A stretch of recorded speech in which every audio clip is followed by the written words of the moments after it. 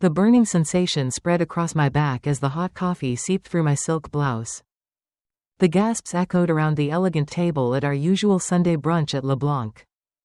My mother, Eleanor Preston, stood behind me, still holding the empty coffee pot. Her perfectly manicured hands remained steady, her expression cold as ice. "Mom," my younger sister Amanda exclaimed, though she made no move to help me. Typical. My name is Jennifer Preston. At 32, I am a cardiothoracic surgeon at Boston General. Yet sitting there with coffee dripping down my back, I felt like I was 16 again. The familiar disappointment, the shame of never quite fitting the Preston mold. "Eleanor," my father murmured without looking up from his eggs Benedict. "No, are you okay?" "Jennifer." No concern, just that single word. "Completely necessary," my mother replied, setting the empty pot down with a delicate clink. "When your daughter refuses to help save the family business and prefers playing doctor. This is what she deserves." Playing doctor, as if performing life-saving heart surgeries was just a game. I stood up slowly, coffee still dripping onto the restaurant's expensive carpet. The other diners now watched us, discreetly lifting their phones to capture the Preston family drama. That would have horrified my mother. For her, appearances were everything. "Jennifer, sit down," she hissed, a crack finally showing in her perfect composure. "Are you trying to cause a scene?" "Am I causing a scene?" I replied, keeping my voice level and professional. The same tone I used when delivering difficult news to my patients' families. "You just poured boiling coffee down your daughter's back because she wouldn't abandon her medical career to take over your failing chain of boutiques." "Failing," Amanda interrupted, her perfectly glossed lips twisting. "Only because you're too selfish to help." "Failing," I confirmed, reaching into my bag. "Want to see the proof?" My mother's face tightened. "What proof?" I pulled out a folder. The real reason I had agreed to this brunch. The audit reports from the last 3 years. The hidden accounts. The loans. The mortgages taken out on properties to cover the growing debt. I placed each document on the table, watching my mother's composure crack further with every revelation. "How did you get this?" she began to ask. Unlike Amanda's online business degree from that so-called prestigious university, my education taught me how to investigate properly. When you started pressuring me to take over the business, I did my due diligence. The table fell silent. Even my father looked up from his plate, his face pale. "Are you lying?" Amanda said, though her voice wavered as she stared at the documents. I smiled, even though my back still burned. "Am I? Is that why Mom has been desperately trying to convince me to take the business? Not because she's suddenly proud of her daughter, but because she needs my surgeon's salary to rescue her sinking ship." "Enough." My mother's hand slammed hard against the table, making the crystal glasses vibrate. "How dare you spread these lies?" A new voice interrupted. "Mrs. Preston." We all turned to see the restaurant manager with a worried expression. "We've received complaints about the disturbance. I'm afraid I'll have to ask you to leave." My mother's face flushed with public humiliation. Her worst nightmare. "Of course," I said softly, gathering the documents. "We were just finishing anyway." "Oh, and Mom, maybe you should save what coffee is left. You're going to need it when the SEC investigators call about those hidden accounts." I walked out of LeBlanc with my head held high, leaving my family in stunned silence. When I reached my car, my phone buzzed with a message from Amanda. "You've destroyed this family." I didn't reply. I carefully removed the ruined blouse and pulled out the spare set of scrubs I kept in my car. They had destroyed themselves. I simply refused to sync with them. As I changed, I looked at my reflection in the car window. For the first time in years, I didn't see the family disappointment staring back. I saw someone stronger. Someone who had finally stood up to years of manipulation and emotional abuse. My phone buzzed again. The hospital. An emergency heart surgery was needed. I smiled as I started the car. Time to go play doctor. This was only the beginning. My mother's coffee incident had given me the perfect opportunity to expose everything I had discovered. And believe me, those audit reports were just the tip of the iceberg. The burn marks on my back took 2 weeks to heal, but the satisfaction of exposing my mother's plans felt better than any soothing ointment. Let me take you back to understand how we got here. Growing up as Eleanor Preston's daughter meant living under a microscope of constant criticism. While Amanda was raised to be the perfect social daughter, I was the disappointment who preferred science books to social events. "Jennifer, darling," my mother would say in her falsely sweet voice. "Wouldn't you rather attend Amanda's debutante ball than study for that silly biology exam?" The answer was always no, and every refusal deepened the divide. When I was accepted into medical school on a full scholarship, my mother didn't even pretend to be proud. Instead, she focused on Amanda's prestigious online business degree, which I later discovered had been purchased with family money. The real trouble started 3 months ago when I received an unexpected call from my mother. "Darling, we need to talk about the family business," she said with an unusually warm voice. "I think it's time you took your rightful place in the Preston legacy." I nearly dropped the phone. After years of being the family outsider, suddenly I was worthy of the Preston legacy. Something didn't add up. That was when I started investigating. As a surgeon, attention to detail is crucial, and I applied those same skills to our family business. What I found was shocking. Preston Boutiques, once the crown jewel of luxury in New England, was losing money at an alarming rate. My mother had taken massive loans, mortgaged properties, and created a web of hidden accounts just to keep up appearances. The prestigious Preston name had been built on a foundation of debt and deception. "Dr. Preston," my thoughts were interrupted by Sarah, one of my surgical residents. "The SEC investigators are here. They want to speak with you about the documentation you provided." I nodded, removing my surgical gloves. I had sent copies of everything to the authorities the day after the coffee incident. My mother's attempt to humiliate me had failed spectacularly. My phone buzzed. Amanda again. She had been alternating between threats and pleas ever since that Sunday. "The investors are pulling out. Mom is having a breakdown. How could you do this to us?" I thought of the countless times they had hurt me. The graduation dinner they missed for Amanda's yoga retreat. The time my mother told a potential date that I was damaged goods because I prioritized my residency over socializing. Years of subtle and not so subtle emotional abuse.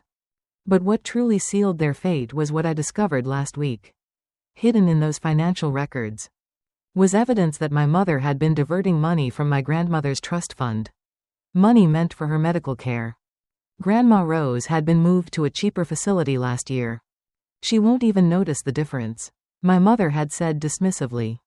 Meanwhile, she had been using that money to fund Amanda's luxurious lifestyle and cover the boutique's growing losses.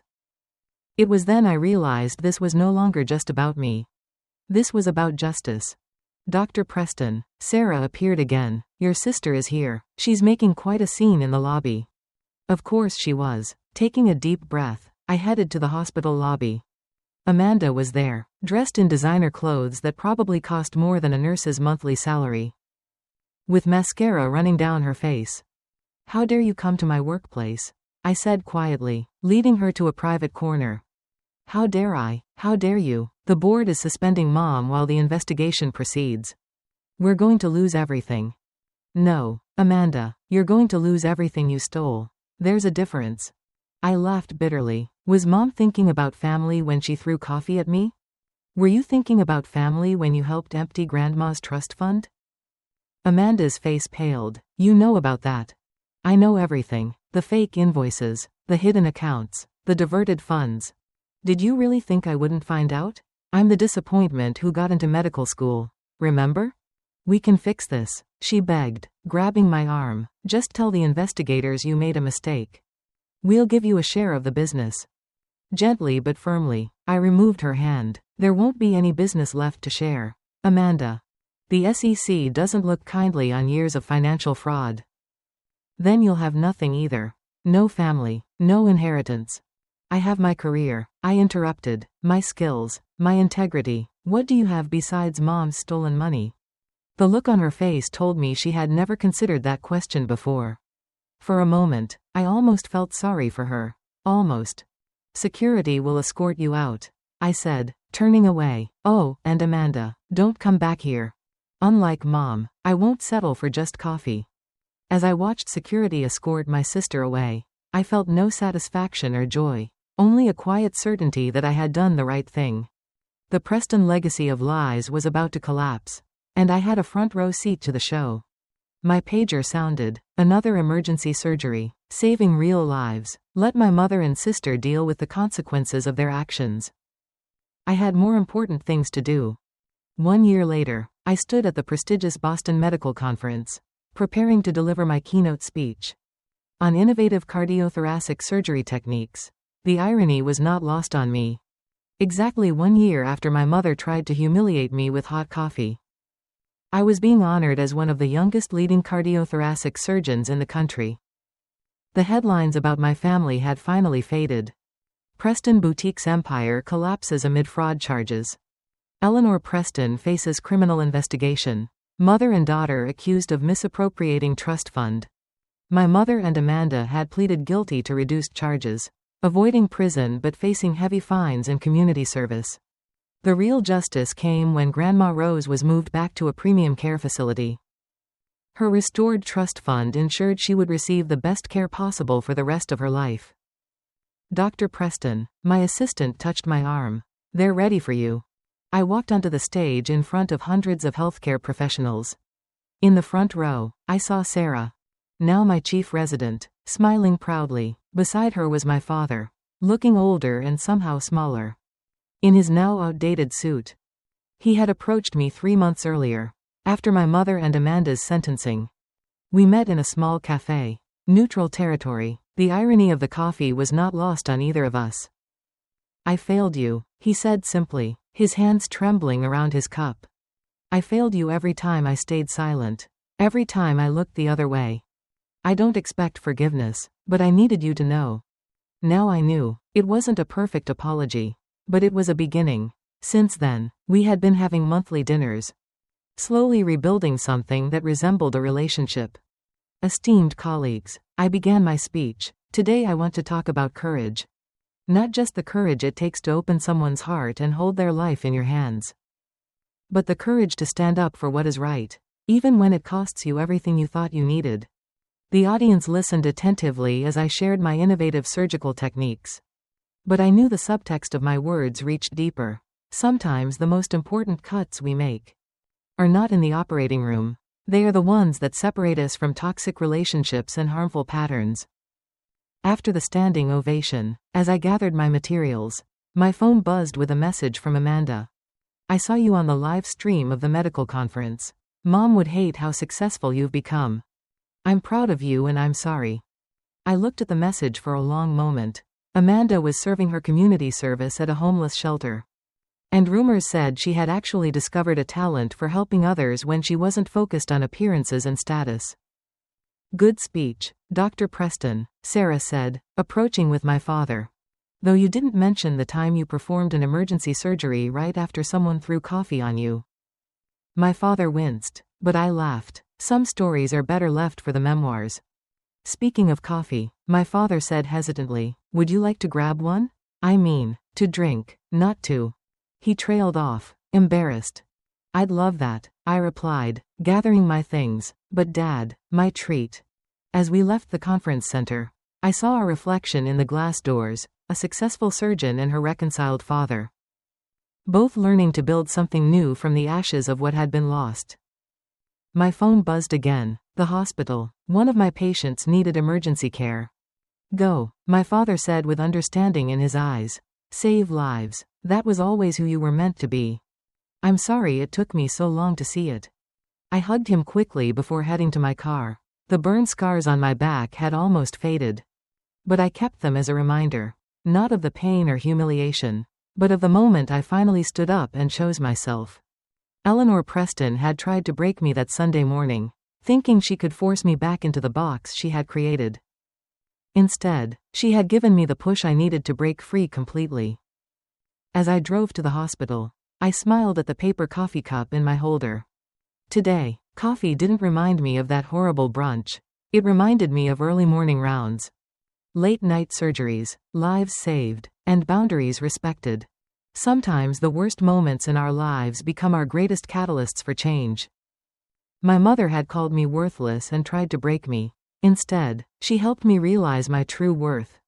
And that was worth more than all the coffee in the world. Thank you for listening to today's story.